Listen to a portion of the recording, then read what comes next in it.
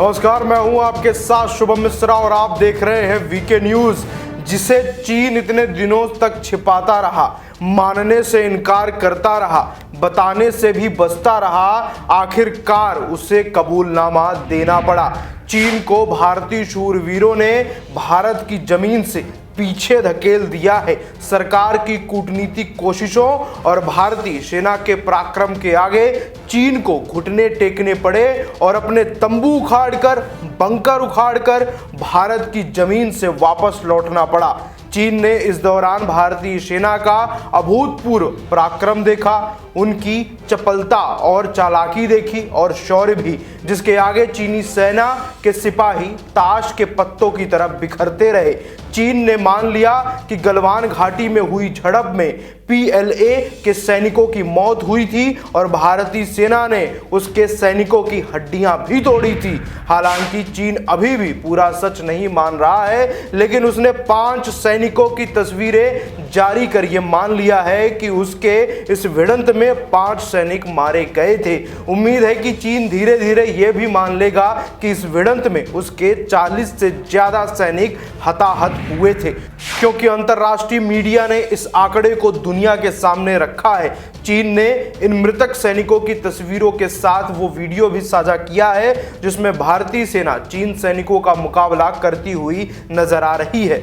इस वीडियो से चीन ने भारतीय सेना पर हमला करने का आरोप लगाया है, लेकिन वो इसे शेयर कर खुद ही अपने जाल में फंस गए हैं। सैटेलाइट इमेजरी और गूगल अर्थ के जरिए वीडियो का विश्लेषण करने के बाद चीन पर नजर रखने वाले एक सामरिक विशेषज्ञ ने दावा किया है कि भारत और चीन के बीच झड़प की जगह एलएसी से लगभग 50 मीटर अंदर भारत की तरफ है, जिसके बाद इस बात की पुष्टि हो रही है कि चीन ने जबरदस्ती भारतीय इलाके में घुसने की कोशिश की थी और भारतीय सैनिकों पर हमला किया था। यह विश्लेषण चीन मामलों के जानकार और ऑस्ट्रेलियन स्ट्रेटेजिक पॉलिसी इंस्टीट्यूट के रिसर्चर नाथन रूसर ने किया है। उनकी माने तो चीन की सेना तब भारतीय सीमा के लगभग 50 मीटर अंदर थी। ऐसे में यह दावा सही साबित होता दिखाई दे रहा है कि चीन सेना ने भारतीय इलाके में घुसकर हमला किया था। इस वीडियो में लाठी डंडों के साथ लैस भारतीय फौज को आप देख सकते हैं।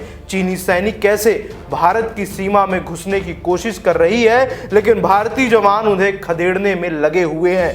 भारतीय जवानों के हाथ में महज लाठी डंडे हैं, लेकिन फिर भी भारतीय शूरवीरों ने चीनी सैनिकों को नाको चने चबाए थे। भारतीय सेना के कई उच्च अधिकारी ये बता चुके हैं कि इस झड़प में चीन के कम से कम 50 जवान हताहत हुए थे। रूस की सरकारी न्यूज एजेंसी तास ने तो कुछ दिन पहले ही लिखा था कि गलवान में चीन के 45 सैनिकों की मौत हुई थी। लेकिन सवाल ये कि इतने दिनों तक चुप रहने वाले चीन को आखिरकार अपने जवानों की मौत को क्यों कबूलना पड़ा और उसके सबूत दुनिया को क्यों देने पड़े। तो असल वजह यह है कि चीन लद्दाख में तनाव के शुरू होने के बाद से ही चौतरफा घिरा हुआ है।